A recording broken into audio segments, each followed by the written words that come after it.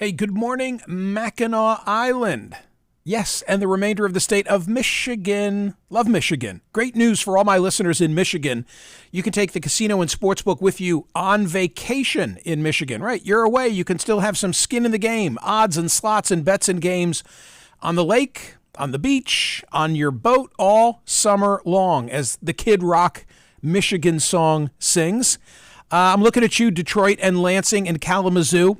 My friends at Bet Parks, they've got you covered in Michigan with the Play Gun Lake Casino and Sportsbook app. All your favorite casino games that you can take on the go. Odds and slots and bets and game all in the palm of your hand. The only casino app I recommend in Michigan.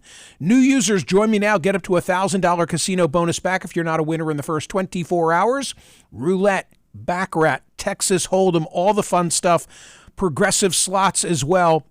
Get up to a $1,000 casino bonus back for new users if you're not a winner in the first 24 hours. Casino bonus has got to be wagered. Terms and conditions apply. See that website at playgunlake.com for details. Have to be 21 and in Michigan. Gambling problem, call 1-800-GAMBLER or Michigan Problem Gambling Helpline, 1-800-270-7117. Time now for some of the headlines from the Monday edition of the Smerconish.com daily newsletter. TC, I'm looking for you to bring in your 40-year-old love letters, please, from the North Carolina School of Animal Husbandry and Science, so that I may read them aloud, as I'm about to do with former President Barack Obama when he was 21 years old. I mean, God forbid. That is all I have to say. Or like how we signed each other's yearbooks. Do you remember that? Like signing each other's yearbooks was a big deal. Hey, by the way, if saying, you would remind me, I'll bring one of mine in. You can bring one of yours in. We just read them aloud. I mean, no. Like the comments. No. It would be hysterical. I can't even. Do you possess love letters from the era of your life that is that North Carolina School of Animal Husbandry and Science? I actually do. Would you bring them in? I don't know if I do I possess them. Would they have made the move with my parents? I did see them at some point in the last 30 years. Okay. So they were around when I was an adult. But did you? 16, 17-year-old TC? Yeah. Yes. Did you then? Is it true? Is it true that you described yourself as being androgynous in that era? Yeah. With your cut and so forth? With my haircut? Yep. No. The answer to that is no. Thank you for asking. So here's what Barack Obama at age 21 wrote to his girlfriend. 21, not 16, 17. Okay, go ahead. Quote, in regard to homosexuality, I must, not that there's anything wrong with it, in regard to homosexuality, I must say that I believe this is an attempt to remove oneself from the present, a refusal perhaps to perpetuate the endless farce of earthly life. You see, I make love to men daily, but in the imagination. Further along, my mind is androgynous to a great extent, and I hope to make it more so until I can think in terms of people, not women, as opposed to men. But in returning to the body, I see that I have been made a man, and physically in life, I choose to accept that contingency. First of all, who writes like that? That was my first reaction. My second reaction was the New York Post is having entirely too much glee about this, as are so many people on the right. What does it all mean? I know everybody on the right is like, oh my God, Barack Obama's gay. Like, are you kidding? Look at your face. Look, you're one of them. Like, what is yes, wrong I am with one you? of them. They say it about me too. Oh my God. I am often questioned as to my being androgynous. No, you're not. You are absolutely not. I may be, as far as you're you don't definitely know. Questioned about being gay. Like when Yes. that was part of my intro. Right. When I used to introduce you, that when you type in the autocorrect, like, is Michael Smerconish, and you let Google autocorrect you. When we were doing the show, it was, is Michael Smerconish gay? Well, I'm a dandy. Is Look Michael at me. I'm a Smerconish dandy. married? Yes. And is Michael Smerconish Jewish? Those were the three all of things. the above. Yes, yes. All of the above. Okay. So here's androgynous. Here's what I will say. Yeah. I think Barack Obama was ahead of his time. Think about where we are now in like the spectrum of sexuality and of looks. I think of androgyny not as something I'm not an expert, but my take on androgyny is it's not so much in the gender sexuality spectrum as it is in how you look. It's an appearance, a style thing. So an androgynous, as compared to hermaphrodite. Yeah. Well said. Good job. Okay, great. Yes, exactly. So I think androgyny is like a woman who wears a short haircut and David and Bowie. a suit. At the top of the list, you think of David Bowie or Grace Jones. That's who you think of when you think of androgynous. Could be male. Annie could be Lennox. Female. Annie Lennox. Annie Lennox. Perfect. Right. We're both dating ourselves. I'm sure there are current current examples. But yeah, it's just, and that's not to say that person, the woman who looks more manly is, wants to be trans. That's not it at all. It's just a style choice. Okay, are you finished with your highbrow analysis? Because I'll give you mine. All right, giggly boy, what you got? He was just trying to talk her into the sack. He just did a bunch of this stuff, and then, hey, come on over. All right? Let me show you what a man I am. Exactly. My mind is androgynous to a great extent, and I hope to make it more so until I can think in terms of people, not women. It's like she's swooning at that point. She's swooning. Yes. No, I think, or maybe she wants to prove, exactly. Bring Believe me, over. that was the agenda. That was the agenda. See, as usual, you're giving yourself away, and that it would be your agenda for something like this. If only I could have written like that. I wish I'd had that idea when I was 21. Oh, jeez. There's another story at Smerconish.com. You can find that story, from the New York Post in the website today and in the newsletter today and on the website. Also, this caught my eye over the weekend from the BBC, and these sort of run together. I love this story by Ellie House. She's a columnist with the BBC.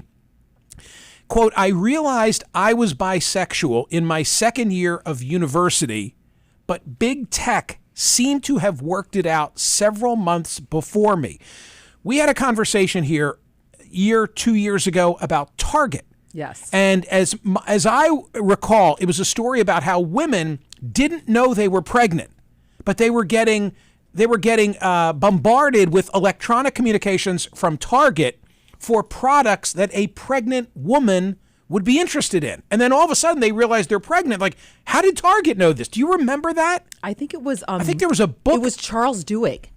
That sounds familiar. It was Charles Duhigg who wrote an article about how they track your purchases. Mm-hmm. And even, it's not something so obvious as like a pregnancy test. I think it was less... Hang on, let me see if I can find it. All right, I'm going to read while you look. Okay. These were TV series. So Netflix is one of the tech platforms that this columnist for the BBC says figured out she was bi before she knew she was bi. These were TV series that my friends, people of a similar age with a similar background and similar streaming histories, were not being recommended and had never heard of. One show that stuck out was called You, Me, Her, about a suburban married couple who welcome a third person into their relationship, full of queer storylines and bi characters. It has been described as TV's first polyromantic comedy.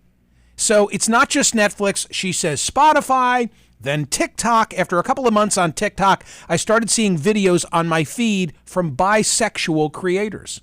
Kind of interesting, isn't it? Very interesting. Okay, so there's a very lengthy piece that I found from the New York Times Magazine, Charles Duhigg, How Companies Learn Your Secrets from 2012. So you've been on this for a long time. Send me that link. I'm going to send you the link. We'll go back. That. There's a lot to it. I want to read that. A lot. More now from Smerconish.com, the daily newsletter. Polling results. Friday, I want to bring this one up because 23,938 people voted on Friday, which will drive more folks to the polls in 2024. Abortion or Trump, I don't think we've ever had such a close margin. 50.48 to 49.52. Does it really matter which was which? 50.48 to 49.52. Saturday stands out to me, the poll result from Saturday, because I asked, should the timing of any Trump trial be influenced by the date of the election? Yes. I was thrilled to be in the majority on this. 78.57% of us, 78.57% of us said no, one should have nothing to do with the other. But there were 44,317 votes, and my show got bumped at 3 p.m. Oh, so, what was the news that it got bumped for? The Atlanta news. The Atlanta news about the Atlanta news about the texts out of Georgia. Oh. So related to the indictments coming this week. Oh, that's a shame, though. The point is, we would well have blown through 50,000 for sure. If I had been on at 3 p.m. Oh, we sure. would have set a record. Yeah, no question. So, yeah. And then yesterday, 19,194 votes. I love this one. If RFK Jr. were running as a Republican, would he be Donald Trump's nearest rival? It was a 60-40 no. But the reason that I wanted to bring this up is because of some polling data from the 538 blog, where they assembled Democrats and Republicans on RFK in a variety, like 7 different pollsters, and they calculated his net favorability rating among R's versus D's. So, for example, if you look at the Marquette Law poll, among Democrats, 29% perceive RFK Jr. favorably, 37% unfavorably. He's at -8. Same poll when they asked Republicans, he was at +29. In fact, in every one of the polls, Marquette, Ipsos, Quinnipiac, News Nation, Harris Harvard, Morning Consult, New York Times, Siena, and Echelon, RFK Jr. is at +29, +32, +26, +29, +20, +23, +36, +30. His average is +28 among the R's and -5 among the D's. He's clearly more popular among Republicans than he is Democrats. Now, does that mean that he would actually be giving Trump a run for his money as a Republican? I don't know. Today's poll question at Smerconish.com: will questions about Hunter and Joe Biden now break out of the conservative echo chamber? This tied to the collapse of the plea agreement in Delaware and the appointment of a special counsel. Okay, TC, we have to get to this, which I put under the headline of "What's the Matter with Kansas?" This is a crazy story from a small community of 2,000 in Marion County, Kansas, where on Friday at a small newspaper, a search warrant was executed. By the way, search warrant means like we show up, you don't know we're coming, hand it over, as opposed to a subpoena, which I submit to you usually through a lawyer, and you have the opportunity to fight. It is extremely unusual that a search warrant gets executed at a newspaper. And they took computers and files and staff computers and staff cell phones. And my question to you is this: is there any? I haven't seen any coverage where people are like, "Oh yeah, this was the right call." What? No, none. None. And I don't want to bury the lead. The newspaper, partly owned by a 98-year-old woman who then died the next day. Total shock. And according to the Sun, it was because of the trauma of having the police, the entire police department, which I think is 7 officers, but they like all showed up in force. A search warrant posted online by the nonprofit news site Kansas Reflector shows that it was signed by the Marion County District Court Magistrate Judge Laura Villar. The warrant was approved and cited probable cause that violations were related to identity theft and unlawful acts. The records pertain to someone called Carrie Newell. Newell is a Marion restaurant owner who, during a city council meeting on August 7, accused the newspaper of illegally obtaining information about her.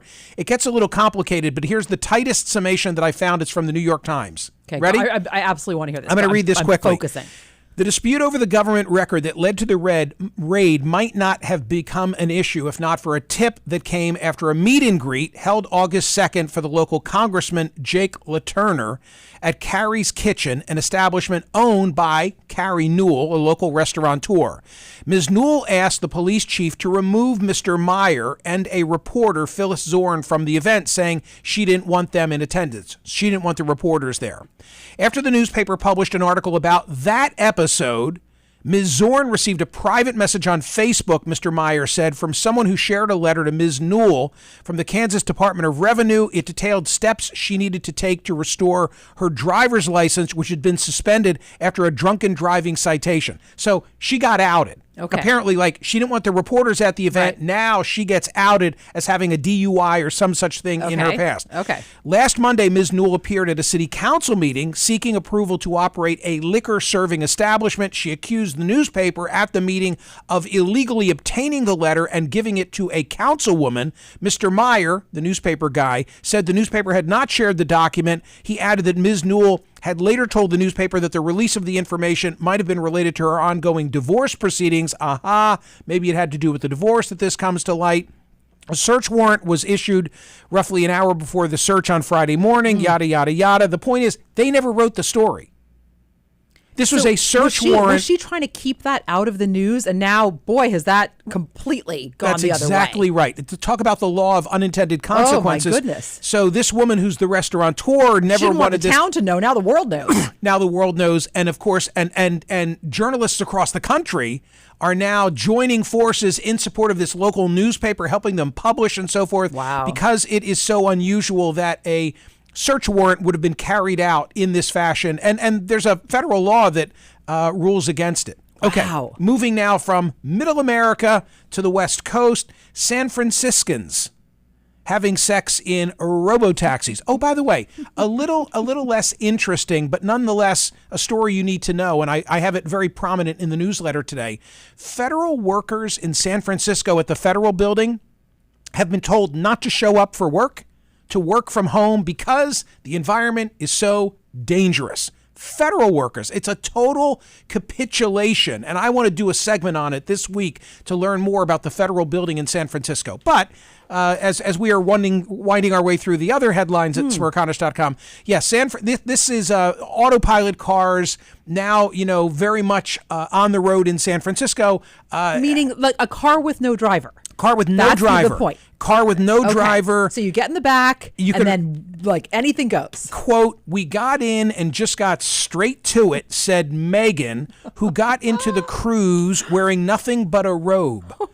One thing led to another, and he made sure that I was well taken care of, if you will. Oh my God. I was ready to go in the kimono, she says. And I was using his slippers that were 5 sizes too big. If you want to read the story, it's at Smerconish.com. Wow, okay. But look, I could just say one thing about Teslas, which is it's a fishbowl. I have the largest windshield in the world, and the ceiling is all glass. So, people are watching this happen as they're driving by. Well, they did say that people looked in and it was very clear that they saw what was going on, and they just gave a nice smile. Can I tell you something else hey. to be aware of? I mean, I could see you. You'd be like, woohoo. No, TC, you wouldn't see wouldn't. me. There are cameras everywhere. Well, isn't that how we know about this? There are cameras these people are speaking. Like, these people are but happy to that's go how on we know record. that this is going on. Yes. And by the way, you're also not allowed to drink in the back of the car because you're not allowed to have open containers. There's the open carry thing is a little bit. If you're in a limo, you can. Yeah, but these aren't limos. I think it's hazy. Oh, I think it's hazy. Oh, interesting. Okay, we talked about Jason Aldean and Try That in a Small Town. Mm-hmm. There's another phenomenon now. Rich men north of Richmond. Oliver Anthony is the artist. He's a total unknown, but now he's got the top song in the country. It's a great title. It's very, very clever. Okay, but I just want to say, I think the song sucks. Oh dear. I listened to it, So did I. you should know, just for my credibility or lack thereof, Jason Aldean's "Try That in a Small Town" is on my playlist. Or the Tracy Chapman Think cover. of that. I love it. Yeah, the Luke Combs version, right. Of Tracy Chapman, right? Fast Car. Love it. But I just didn't think this was well executed. No, I agree with you. I don't think it sounds to me when you listen to it very angry too, and I know that it's just not appealing. Well, and listen to the political nature of it. I wish politicians, these are the lyrics, would look out for minors and not just minors on an island somewhere. So MINERS versus MINORS. Lord, we got folks in the street, ain't got nothing to eat, and the obese milkin' welfare. Well, God, if you're 5'3" and you're 300 pounds, taxes ought not to pay for your bags of fudge rounds. Oh, geez. Et cetera, et cetera, et cetera. Yikes. So that's big. Another music story at Smerconish.com today. This is related to Paul McCartney saying he's going to release a final Beatles song, but a guy beat him to it using artificial intelligence, at least with regard to John Lennon. Not a Beatles song per se, but a guy who calls himself pseudonym Kid Clava. Boasted on TikTok, I realized I can get John to sing it for me, and why not get Paul in the backing vocals while I'm at it? And I must say, I listened to it, and if you said to me, who does that sound like? I don't know if I would have said it definitely is, but I certainly would have said it sounds like a lot like John Lennon. Yeah. And finally, when I speak, TC, when I speak around the country, and I've been hired by a private group, and I'm flying somewhere, there always needs to be another flight. That is the rule. In Okay. other words, if I take a Plan gig, B. if I take a gig, they need to know if you miss that flight or that flight doesn't happen. I've never missed a flight. Oh, I did miss one when I was 19. There needs to be another flight. Yeah, I mean, think of this summer, all the storms. Right. So Okay. so that's why I kind of get I was interested in the Lionel Richie story. Yeah. Where 20,000 people were waiting to see Lionel Richie and Earth, Wind and Fire at Madison Square Garden, no Right. less. And they're in their seats and like. Right. That's the part I didn't understand. And Like, if now you're the gonna show not gets make it, canceled. if you're not going to make it, you know you're not going to make it before they're in their seats, right? Right. I didn't understand the timing of it. I understand canceling a show because you can't get somewhere because of weather. I can't understand. I don't understand I like the timing. I like Lionel Richie. Okay. Yeah. I like Lionel Richie, and Someone made a really bad call. But how, for Madison Square Garden, it gets no bigger. No, it doesn't gets matter no where bigger. you are. If you say you're going to be somewhere, you're there. Right. I agree. I'm Yeah. the guy who makes sure I there's know. another flight. That's Yeah, the I rule. thought that was very But strange. I'm thinking, if I'm him, it's still special. Madison Square Garden. How does he decide I'm going to land at 7 at Teterboro and make it there in time? No. Oh my God. And I can't imagine the feeling that I would feel if I were, in the air circling or knew I could, and 20,000 people are waiting to see me. You might be saying, "Oh, what a feeling." Wait, was that one of his? Dancing on all the night ceiling. long. Huh? Ladies and gentlemen, subscribe to the Smerconish Daily Newsletter. It's worthy and it's free. And by the way, tomorrow, don't forget this, Jack Oman, Pulitzer Prize winning editorial cartoonist. You have to be a subscriber to see his work every Tuesday in the newsletter. See ya.